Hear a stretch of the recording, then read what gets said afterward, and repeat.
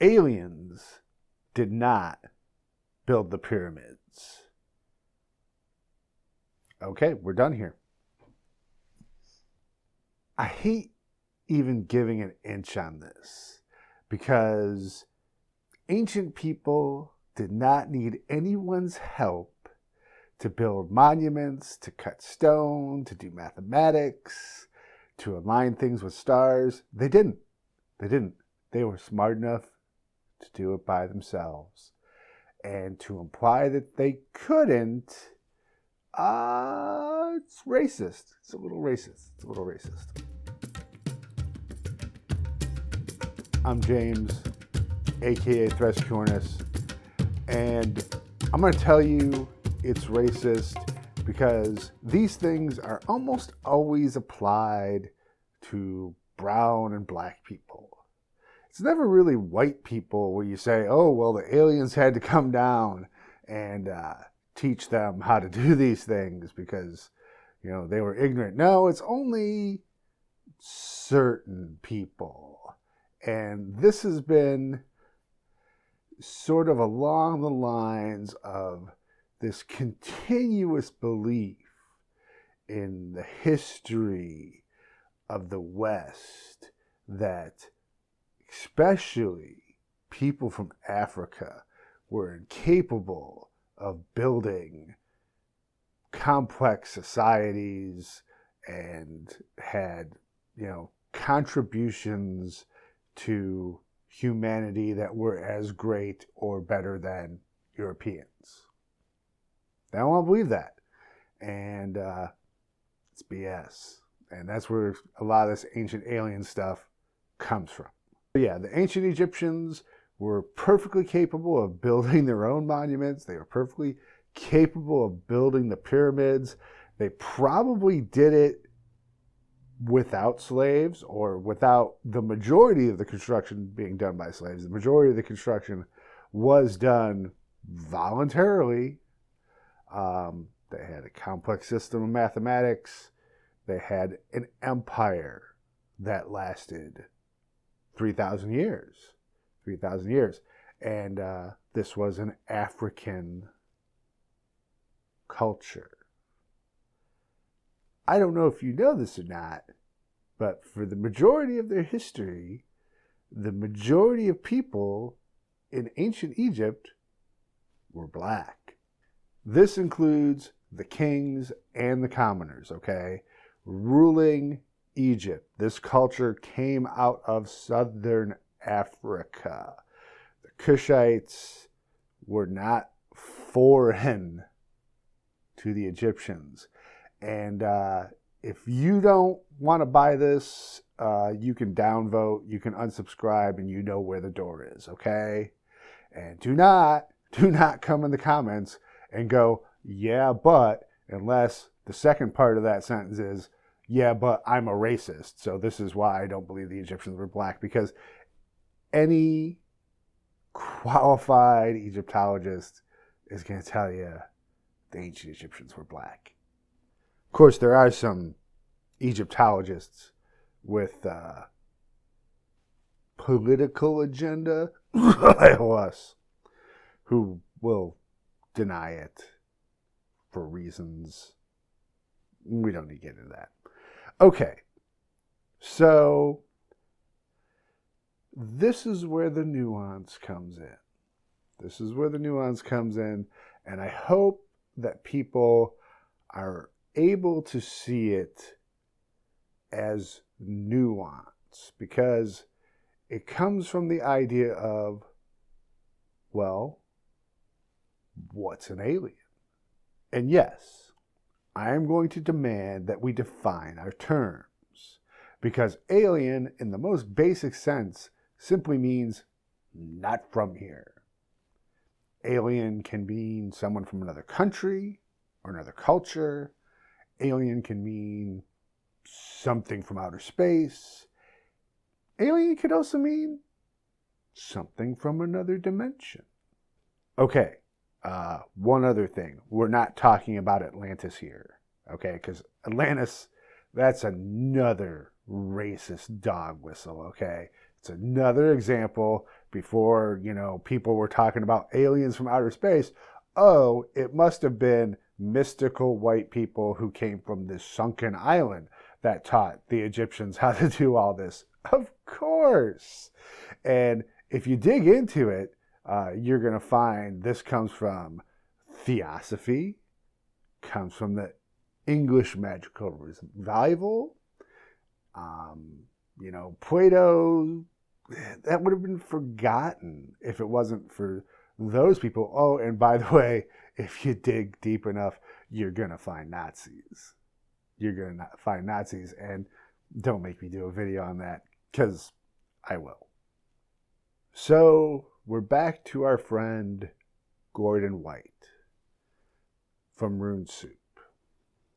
Gordon can be seen as problematic if you're not really listening, if you're not really paying attention. Gordon has his own Atlantis theory. He wrote an entire book about it called Starships. But at least in his Atlantis theory, it's black people who left Africa, went somewhere else, and came back. So at least we're on the understanding that the human race came from Africa, and these were African people. He also has this idea, which I do believe in strongly, that if you accept that the spirits are real, gods, demons, all these spirits, if you accept that they are real, then, well, they must have had some kind of influence on human history. They must have had some kind of influence on the way that humanity developed. I believe that's true. But once again, we need to have some nuance here.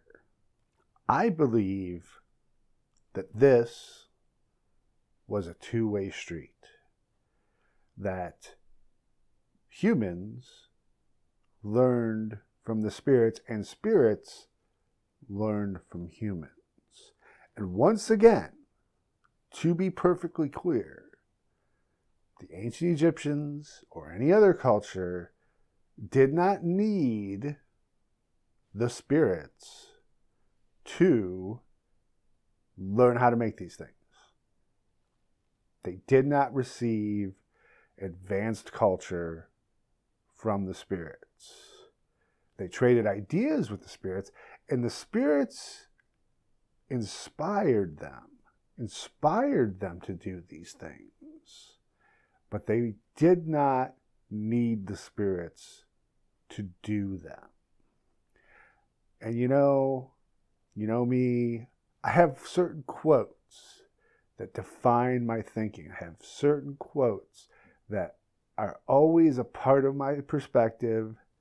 And if you've been on this channel, you've already heard this one, and you're going to hear it again, and probably hear it again after this.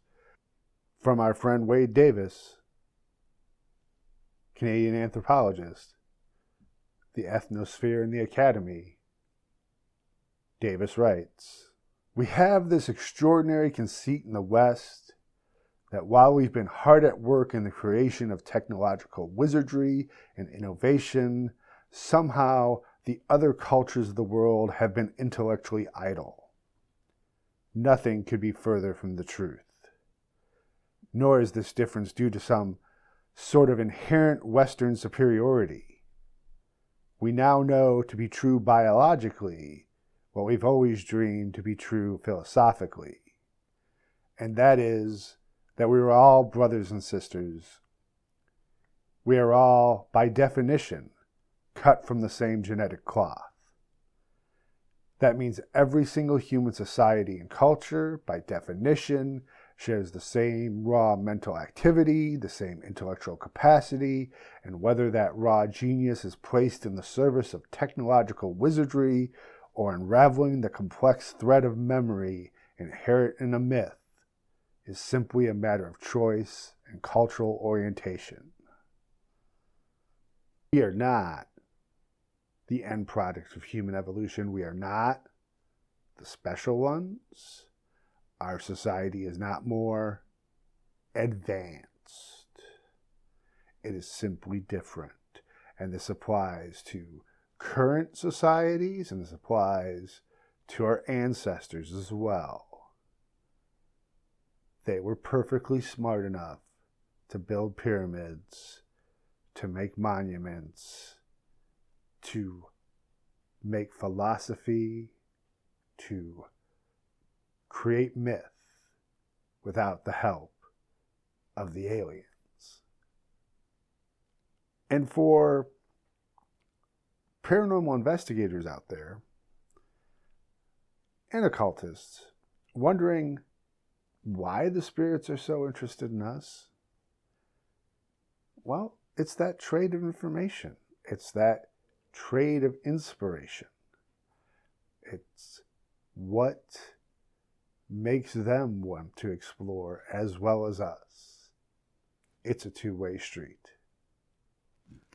But speaking of UFOs, you want to become a Ko-Fi subscriber or Patreon member, because our newest video was a UFO summoning where we have a multi-channel spirit box session.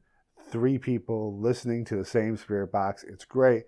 And if you're a subscriber, you get an extended cut of that video where our friend Marty uses the Ganzfeld effect to board a UFO. It's the first in a series that we're doing called Ganzfeld UFO Space Pirate. And you want to watch that. Don't forget, I'll be talking about the paranormal and the occult at Toad Fest, June 2nd through the 4th. That's in French Lick, Indiana, a place called Our Haven.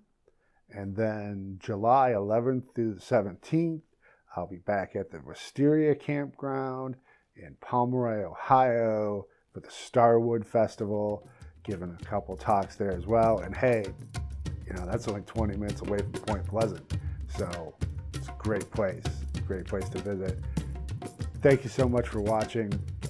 We'll see you next time.